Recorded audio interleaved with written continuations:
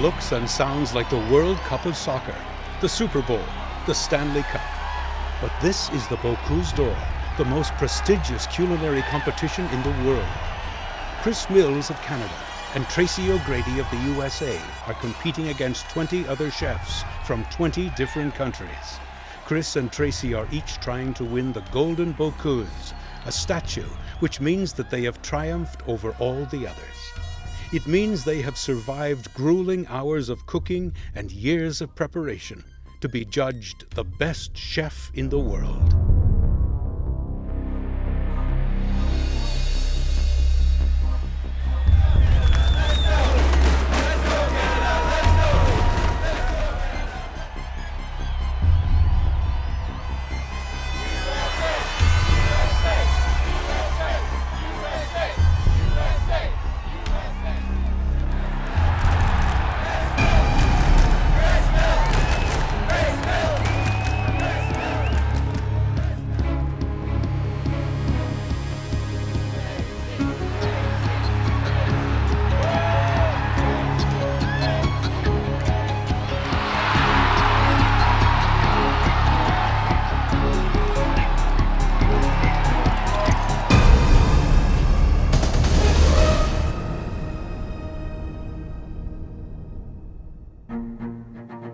This is Lyon, France.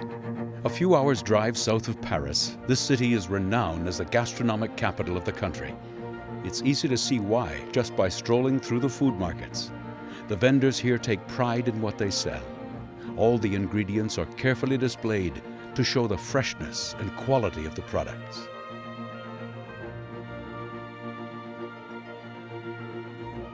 Every 2 years, the city comes alive in anticipation of the Bocuse d'Or culinary competition, named after chef Paul Bocuse.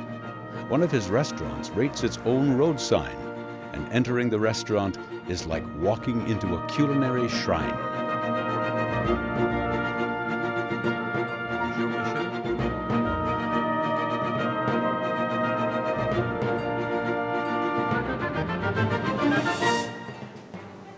In the busy kitchen, a bustling brigade of chefs is preparing for the dinner service, as well as a visit from the general himself.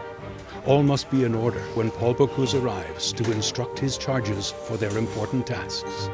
Paul Bocuse is credited with inventing nouvelle cuisine in France, creating new styles of food and moving France to the top of the culinary world. Paul Bocuse is still an institution in Lyon, a chef who is as important as the president, an emperor, or maybe even the Pope. When he calls, countries answer. Mais cette année, nous aurions pu avoir 48 pays. Donc nous sommes obligés de faire des sélections et on fait une sélection d'après un dossier et aussi d'après la référence qu'ils ont dans leur pays. Parce que dans chaque pays, il y a des sélections pour sélectionner le candidat du Bocuse d'Or. C'est les Jeux olympiques car chaque pays envoie le meilleur. Et je crois que c'est le seul concours au monde où on trouve 22 nations jugées par 22 juges de chaque pays. Ça, c'est un peu unique au monde. Il n'y a pas l'équivalent. C'est ça qui est formidable. Bien sûr, les goûts ne sont pas les mêmes. Le goût du japonais n'est pas le même goût que du canadien. Et le canadien n'a pas le même goût que le français ou du belge ou de l'italien. Donc, le jugement est quand même un jugement mondial. The Bocuse d'Or is a truly unique competition. You could compare it to a sporting event, but nothing matches the sheer noise, the music, the spectacle of the magnificent platters of food being delivered to the discerning judges as chefs strive to become the best in the world. Chris Mills is the Canadian entrant in the Bocuse d'Or. This Vancouver chef is a culinary consultant to the Joey Tomatoes chain of casual restaurants in Western Canada. He instructs staff on proper customer service and demonstrates recipes he's devised. The hours are strange, as the tutoring takes place after the restaurants have closed. Chris sees the Bocuse d'Or as a way to move his career forward. It helps you push your own boundaries. It certainly gets your name out there. I think people are interested when anything to do with food, especially if you put it into a competition. And I think it just solidifies your desire to push towards perfection. Tracy O'Grady will represent the USA in Lyon. She's the sous chef at a popular and busy restaurant called Kincaid's in the heart of Washington, D.C., a restaurant even presidents dine at. After 2 years of preparation, Tracy thinks she knows what it takes to win the Bocuse d'Or. I think it's paying attention to every detail, if you can. You know what I mean? You want the best platters, you want the best food, you want the hottest food, you want the cleanest cuts. Can anyone do it all? Probably not, but should we try? That's the goal, so we strive for it. In May of 2000, Chris and Tracy both traveled to Chicago, Illinois to compare their platters in an organized cook-off, along with French Bocuse candidate Francois Adamski.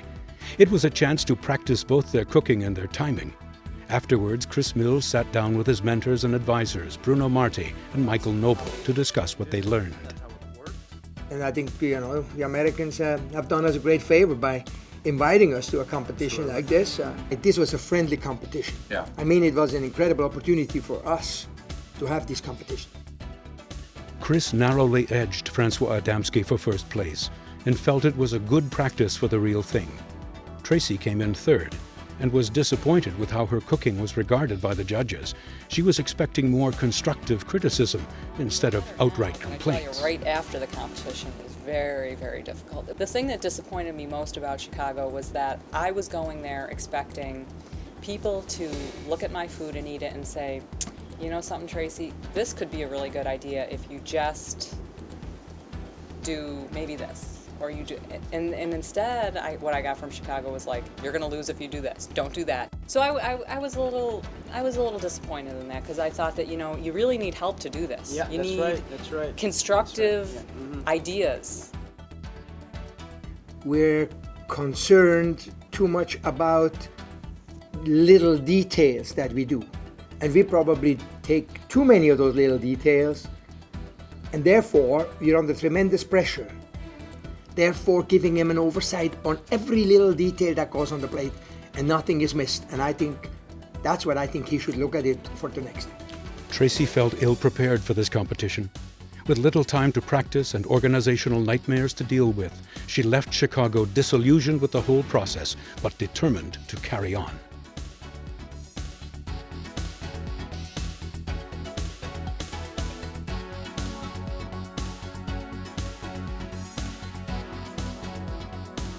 It took too long to assemble it because it's so beautiful. I mean, it was beautiful, but if it is beautiful and it suffers on the taste, then you're doing the wrong thing. Yeah. All of your recipes are you, and I think there's certainly some value in bringing expertise into the mix. Absolutely. In June, Chris Mills continued his Bocuse d'Or education in Winnipeg, Manitoba. Chefs from all over Canada were trying to earn the right to represent the country at the Bocuse d'Or in 2003. This challenge takes place every 2 years, in time for the successful candidate to travel to France to watch a Bocuse d'Or in person, an invaluable learning experience for the 2003 candidate. These young chefs are already striving for the same level of skill and dedication Chris needed to reach Lyon.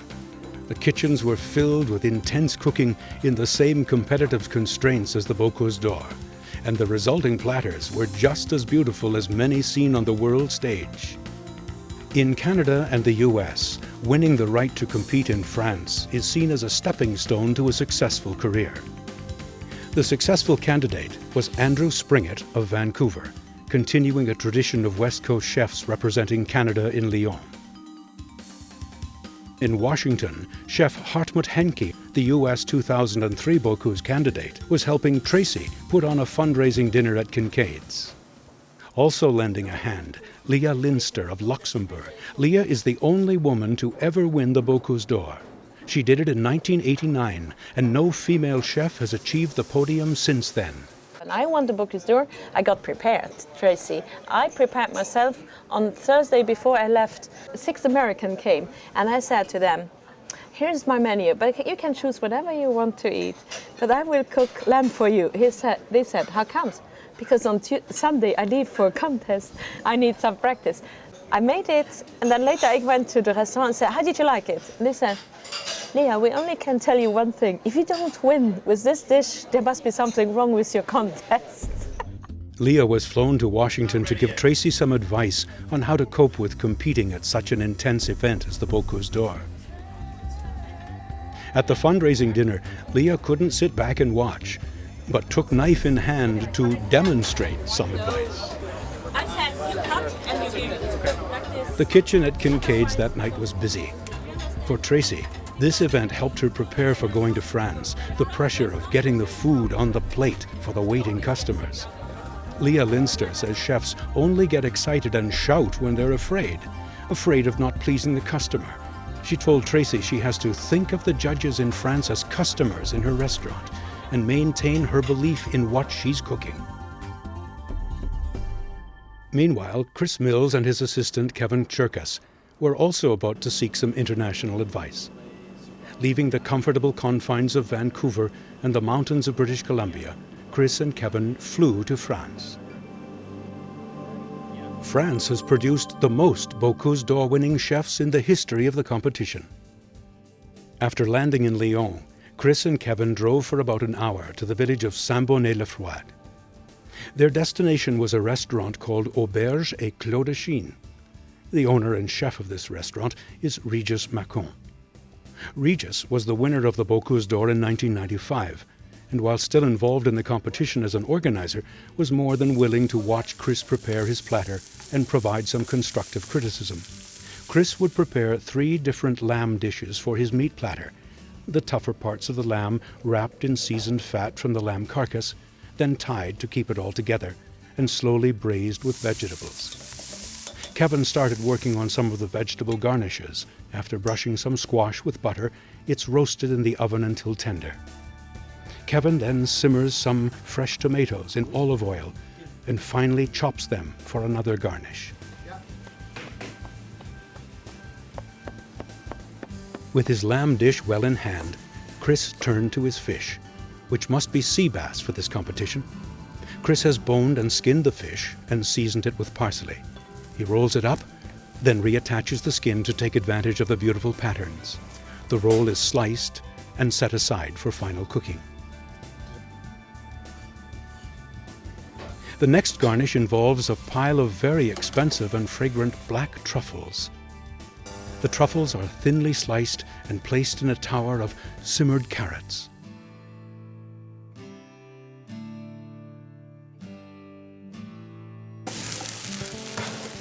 Kevin's next task is to prepare another garnish for Chris's platter of lamb.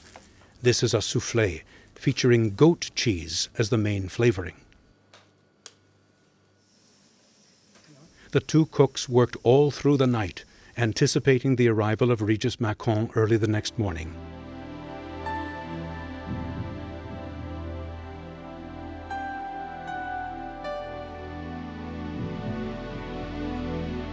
They wanted these platters to look as good as anything they will present at the actual competition, just over a month away.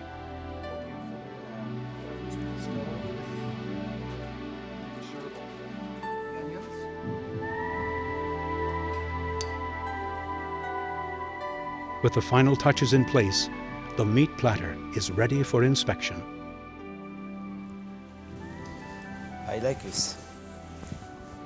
Okay. Centerpiece. Next, Chris and Kevin are finishing off the platter of fish. Timing is important. They must learn to make the deadlines in practice, or they could lose valuable points during the real thing. Yes, stay there. I will give you everything.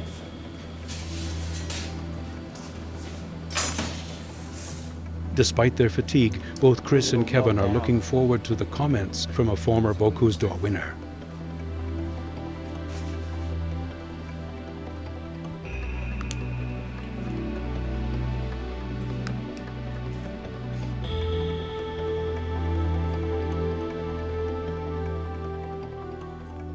Chris is learning that the French think about doing things a bit differently. Regis stops Chris from preparing an individual plate the way a chef would serve it. He wants to be served just as he would in a restaurant. Finally, Regis is ready to deliver the news.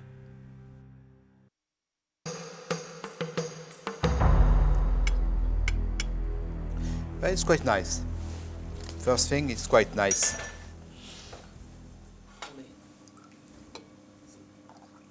not also big. It's too big. Too big? Yeah. Yeah. Carrots, it's not good. Okay. Carrots is not perfect. Look, Yes. it must be very clear. Yeah. Very clear. The caviar is not dressed very well. No. No. Okay. And you have a name for the plate? No. It's important, no? And they had the Hadn't word thought from about it, Regis. but While being largely complimentary, It's clear he now. definitely thought some of their dishes didn't work. Back to the drawing board. You know, we're both pretty young cooks. You come a bit full circle. It definitely took me seeing all the wrong ways of doing things to know where I wanted to be. And that's why we've been practicing for so long. You can be very confident with saying, well, no, it doesn't work. In Washington, Tracy O'Grady was dealing with her own particular set of problems. She continued to practice individual dishes for her platters, with her boss and mentor Bob Kincaid providing feedback. But her job at Kincaid's keeps her busy for a large part of her daily life. Whenever she tries to set aside time to practice, or even think about the competition, there are restaurant staff to deal with, problems to solve, and even a mound of paperwork. Finally, with practice time growing short in December, Tracy left Washington for the somewhat more subdued kitchens of the Culinary Institute of America, the CIA, in Hyde Park, just north of New York City. At the CIA, she was promised 2 full practice sessions with criticism and suggestions from some of America's top cooking instructors. This was also a chance for her to try out new techniques she's been working on and test some new equipment she's ordered to help make garnishes. The first time she used this mold, it didn't work. She pressed too hard, and the garnishes were squished flat. Undeterred, she carried on, repacking the molds as time grew short for finishing the platters. And these were her new platters. Large and heavy, they presented logistical problems. It was hard for her to reach across to set up her silver towers. She also wanted a way to keep the food hot on the plate without overhead heat lamps getting in the way. So she elevated the platters on crates and placed portable sterno heaters underneath. With her fish platter complete, it was ready for scrutiny by the instructors, led by Ferdinand Metz, President Emeritus of the CIA. We want to come up with an evaluation and feedback, you know, because tomorrow she's going to do the same thing all over again. Tracy thought she could keep her food hot by holding plates full of her lamb in the oven, then screwing them onto her towers at the last possible moment. But it wasn't easy to screw them on, and left lots of room for disaster if something went spinning out of control.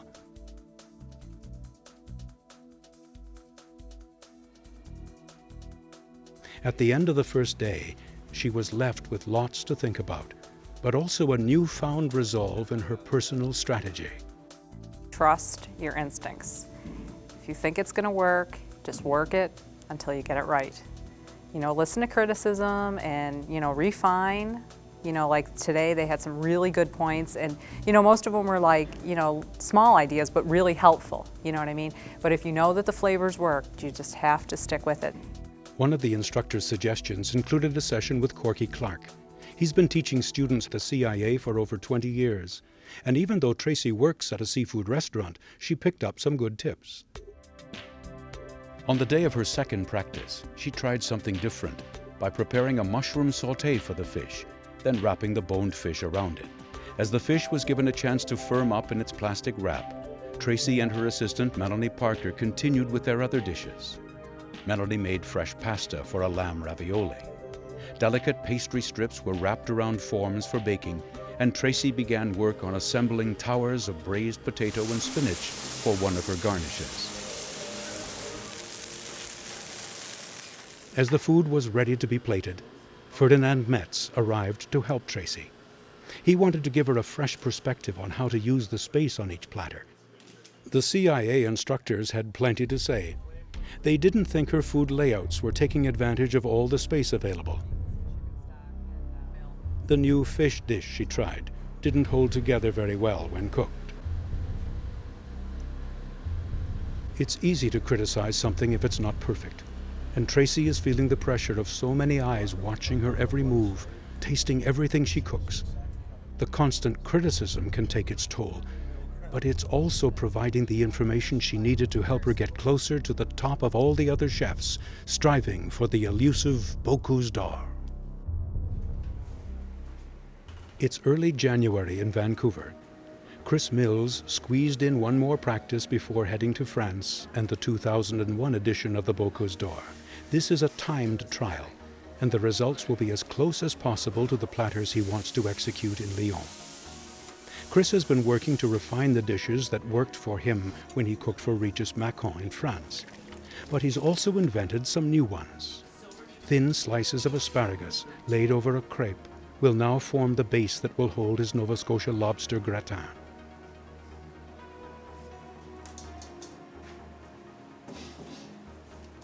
To keep the platters hot, slabs of marble were heated in the oven and placed underneath the silver trays just as Chris started to plate his food.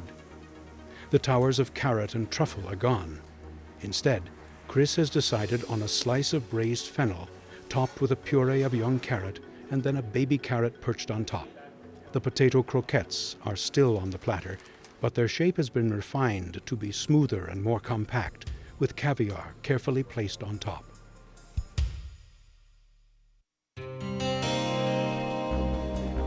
As the time ticked down toward getting the fish platter ready, members of the media arrived. They took flash photos and recorded close-up videos, recreating to a lesser extent the kind of distraction Chris will have to cook with during the Bocuse d'Or. It's our dish. We call it the potato clamart. Clamart just meaning the green peas. 300 half band or in. Okay, let's go. That's me. Thanks, sis. Here you go, brother. Okay. All right. Oh yeah. You got a couple extra, right?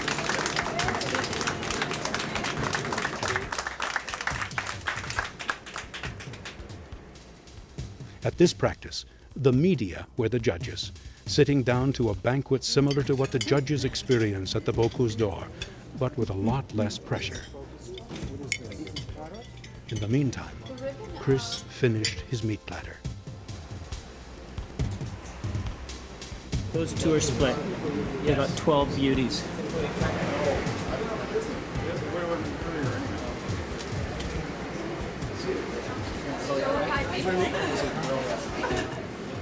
Four minutes, 27 seconds left to go, Chris.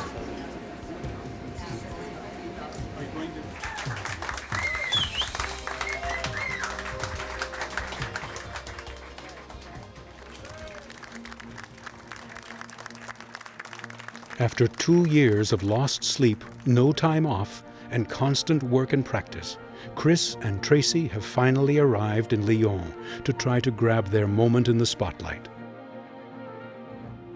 The city is the gateway to Provence and has traded for years on its reputation as the culinary center of France.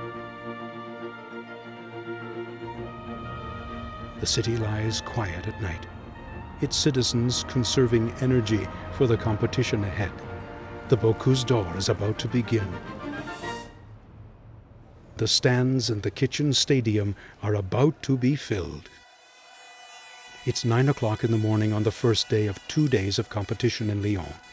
The fans of French chef François Adamski are shouting their encouragement even before he starts to cook. The Bocuse d'Or for another year is underway, and the spectacle is just starting to build. Here's how it works. Each day, 11 chefs from 11 different countries cook 2 platters of food with 12 servings each. One features sea bass, one features lamb, each with 3 different garnishes. Each chef starts cooking 15 minutes after the previous chef begins. After 5 hours, the chef presents his platter of sea bass. 1/2 hour later, the chef must be ready to present his platter of lamb. The judges give 50% of the marks for flavor, the rest divided equally between presentation and originality.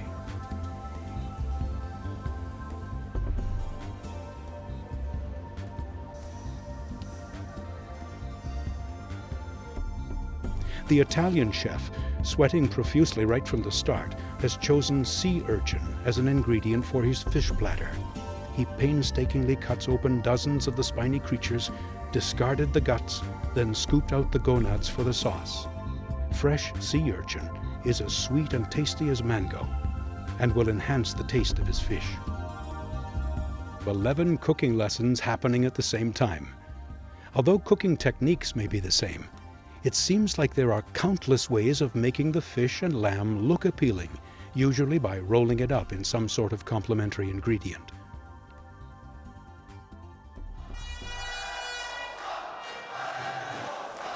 Thin slices of cucumber are popular, as well as baby zucchinis, tomatoes, and fresh spinach, always carefully cooked to maintain its brilliant color. To keep lamb moist, most chefs wrap it in some sort of fat. The noisy hometown fans expect Francois Adamski to recapture the Golden Bocuse in 2001, after France finished second in 1999. The centerpiece of his fish platter was lined with oval slices of truffle, held in place with a thick mousse, which was then scattered with chopped truffle and slices of foie gras. The French candidate was a favorite contender right from the start. France has won the Bocuse d'Or almost every time the country has competed.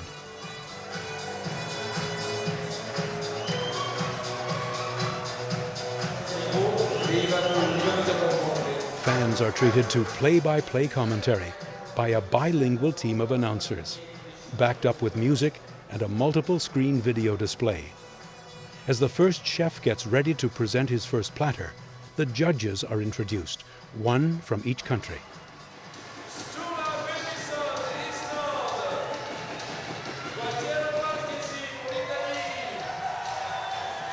The judges can be stars in their own right.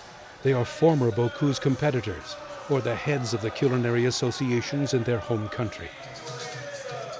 The judges are ready for the tasting of the first platters. As each country presents its platter, the food is swiftly paraded past the judges and the media.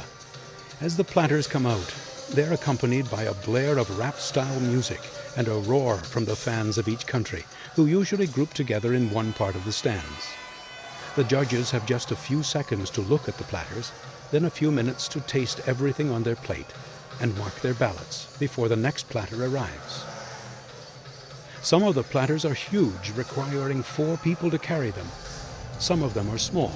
Just one organizer can manage. Next country to present, France.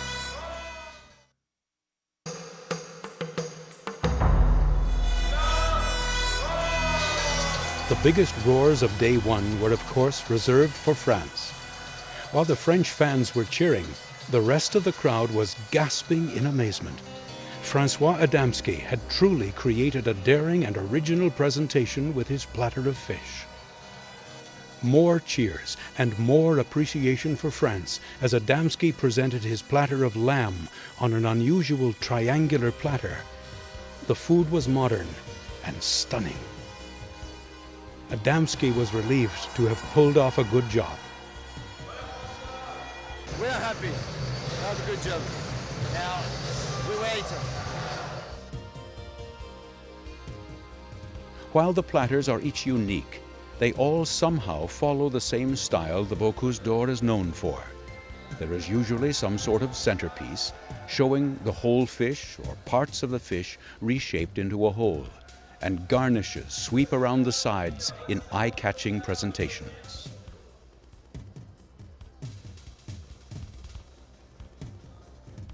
While each judge is assigned to either a meat or fish platter, tasting 11 different platters a day, each with 3 different garnishes, can be tiring. At the end of day one, however, the judges' palates seemed to suffer little fatigue, and they were impressed by the quality of the contestants. The great thing, it's all about taste. So no matter how good they look, you have a first impression. But eventually then when you see how the flavours marry together, not too much strength, good balance, and honest natural flavours, it's in the mouth, and that's what we're good at. We can test what's good in the mouth. Chris Mills and Tracy O'Grady would not cook until day 2. They chose not to observe the action. Chris met with Kevin, early in the day at the public market to go over the last-minute details and a shopping list. He wanted to make sure he had the freshest produce and seafood available to cook on the next day. Tracy was also making her last-minute produce purchases, helped by Bob Kincaid and her mother, who had made the trip from Buffalo, New York. Zucchini, chives. It was an early night for both chefs in Lyon. They knew what kind of intensity would be expected from them for 5.5 hours the next day. Just before 9 a.m. on day 2, the stands are empty. The Canadian and American fans will show up later when the cooking heats up. At least she has one fan in the stands, Team USA manager Michel Bouet. At 9 a.m., Tracy in Kitchen 1 was given the go-ahead. She started the long process of breaking the lamb carcass down into usable parts. Chris in Kitchen 6 started cooking just over an hour later.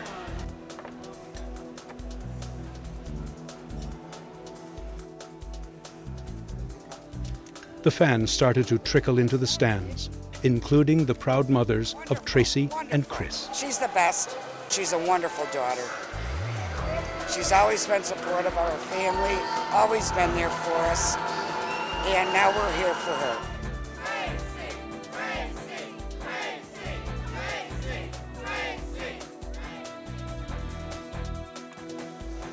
Does he ever cook for you?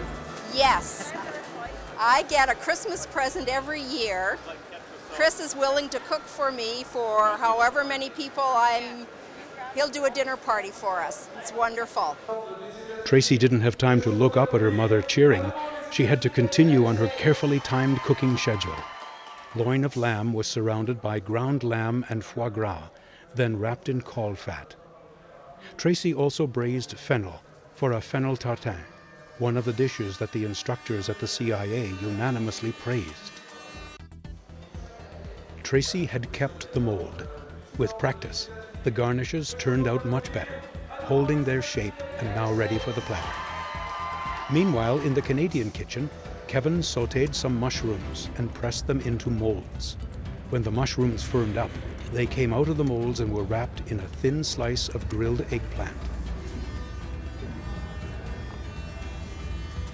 Once back in the mold, a puree of roasted squash was added and carefully smoothed over the top. The garnish was then finally topped with a pecan glaze in maple syrup.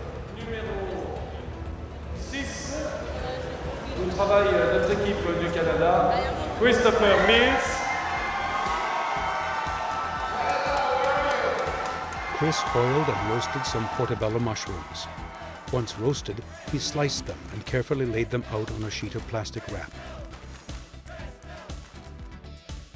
Chris has taken his lamb loins and first wrapped them in minced lamb sweetbreads, then the slices of portobello mushrooms. The whole roll was then seared in a hot pan. Tracy, Chris, and the rest of the chefs continued to cook without being able to take a pause even to acknowledge their fans cheering and stomping in the stands. The ability to focus on their cooking throughout all the distractions is definitely a key to being able to present good-tasting food on time. All the distractions were not lost on North America's Bocuse d'Or candidates for 2003, Hartmut Henke of the USA and Andrew Springett of Canada. They came to Lyon as keen observers. I think it's like it's ancient times, you know, it's like Roman Colosseums, you know, and I think that's a huge aspect of the competition is it's psychological, very much so, and you have to get over that. You have to get over somebody with a microphone in your face and cameras and lights and the cheers and the horns. It's just an awesome competition, and it's a treat to be here, you know. Gives you some ideas what you look out for and what you have to. You always see something new. For instance, how to keep the bladders hot, how to plate it, and you know, it's definitely helpful.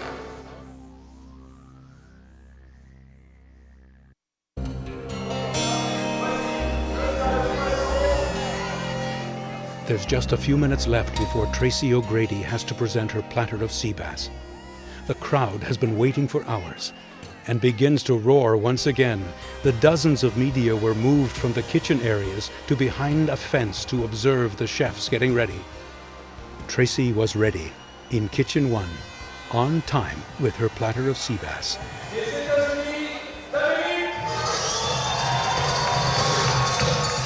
The first the judges would taste that day. For Tracy, even though this platter was basically the same one she produced at the CIA, there were many touches added for the judges to notice. Her lines were cleaner, the cut lines on her fish were sharper, and her layout was more pleasing to the eye.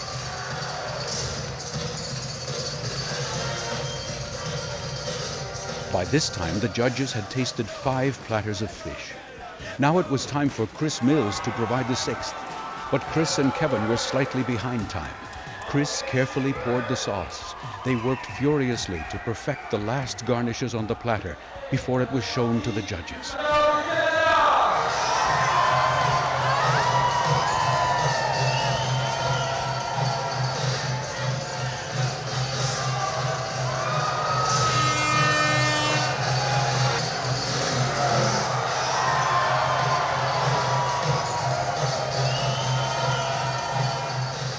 Chris came out of the kitchen for a few precious minutes to show the waiters how to plate the fish, while Team Canada manager Michael Noble made sure the judges received menu cards, which would give them some details on what they were eating. Then Chris raced back to the kitchen to finish his platter of lamb.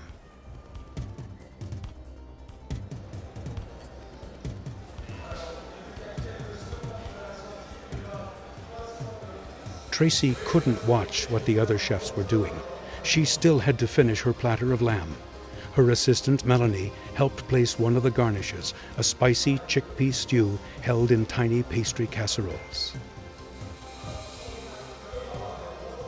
The judges have to put up with eating a lot of cold food. When a platter leaves the kitchen, it is first paraded past the judges. It goes up and down the line of media. Then it's taken behind a screen for an official photograph. It is finally served to the judges. But at least 10 minutes have passed before they start eating. So chefs like Chris and Tracy, who struggle to keep the food warm, might be rewarded by higher marks, not only on taste, but originality in their methods used in keeping the food warm.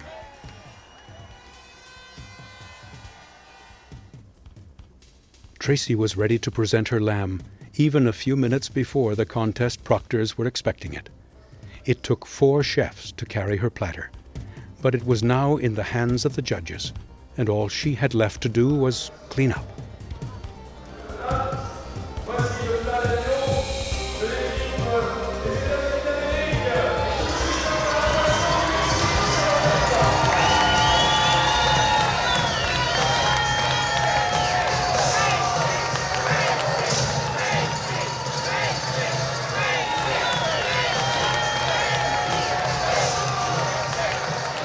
She was elated to have made the deadlines and finished the cooking. I'm starting to feel a little bit better now. The one guy came back, he's like, "You look empty." I'm like, "I feel empty." It's over.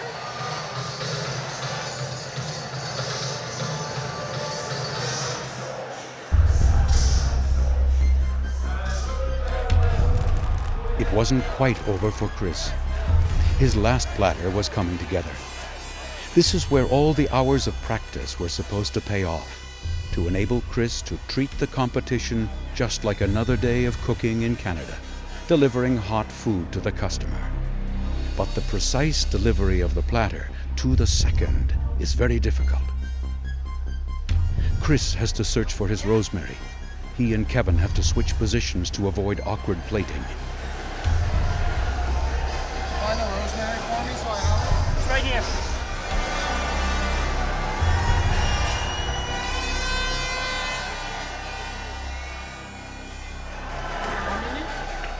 The proctors keep the tension going by giving him minute-by-minute countdowns. The fatigue, the noise of the fans, the roar of the music have taken their toll. Chris has misplaced the glaze for the meat, and precious seconds are lost.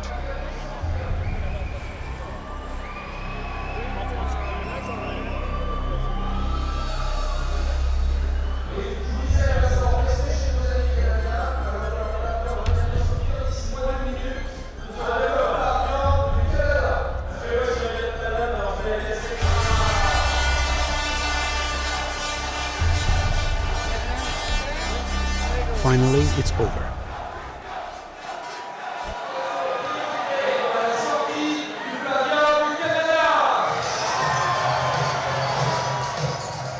Chris has been watching this competition with an eye to competing for the past 6 years. 2 years ago, when he was named as Canada's representative, the real work began. And now, after 5.5 hours in Lyon, the last platter was placed in the hands of the proctors and the palates of the judges.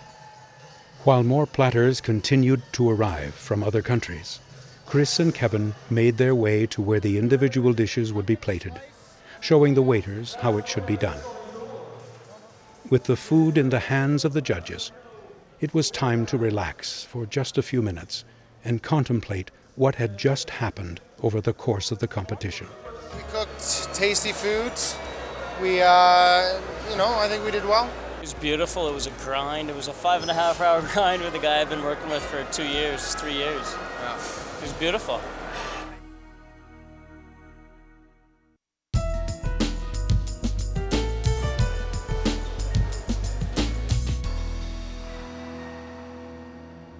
Finally, the last platter had been paraded before the crowd. The judges tasted it and jotted down their final marks. Then it was time for the results. This is when the noise from the crowd was at its absolute height. All the fervent flag-waving, cheering, horn-blowing came to a crescendo as each country seemed to feel it could make its chef win by being the loudest supporters.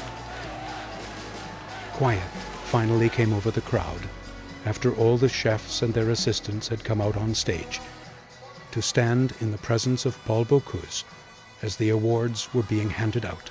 Iceland. Iceland had captured third prize, the bronze Bocuse. Bocuse d'argent est étonnant. Sweden. Sweden came in second, the silver Bocuse, showing that Northern European countries continue to do well at the Bocuse d'Or. Paul Bocuse himself made the announcement of the grand prize.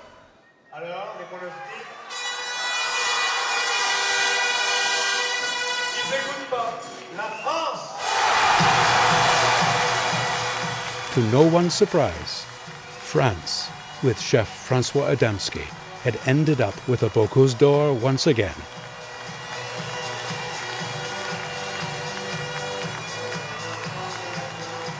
Chris Mills of Canada finished in 5th place.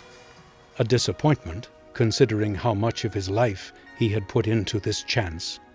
Still, he found himself enriched by the intensity of the experience. You know, food for us is a passion, and I can hear myself a year ago in a kitchen talking about doing this and working on the food and saying to Kevin, you know, if only you could always cook like this, where you can spend as much. You spend a Saturday afternoon working one item, you know, working one method. And yeah, I think it's, you know, to reach as close to perfection as possible it's been rewarding. Tracy O'Grady finished in 10th place, content with successfully completing one of the toughest challenges of her career. Certainly it's made me a better professional. It's made me a better culinarian. You know, it's made me appreciate things that I would never have appreciated. To be able to stick with a task for 2.5 years and know that you've just done it to the best of your ability, whether you win or lose, that's the most important thing. The next day, at Restaurant Paul Bocuse, the 3 winners had their names etched on bronze plaques and installed in a walk of fame leading up to the front door. Below François Adamski, a space for the 2003 Bocuse winner. The North American candidates are already thinking about their task 2 years away. Hartmut Henke stayed on in France, learning about truffles and wondering what he has to do to make a difference. Ending up on the podium, I think it takes that I'm well prepared for it, that I present my food in a very great manner, and that it also tastes excellent. Andrew Springett was back at work in Vancouver, the Bocuse d'Or still fresh in his mind. In order to do well at the Bocuse d'Or, I need to have this as a daily ritual on how I look at food and cook with food in order to do well. I cannot become somebody else in order to do well at the Bocuse d'Or. It has to be who I am. Competing in the Bocuse d'Or is a dream for many chefs. Tracy O'Grady and Chris Mills return to North America, secure in the knowledge they're members of an elite group of chefs, considered the very best in all the world.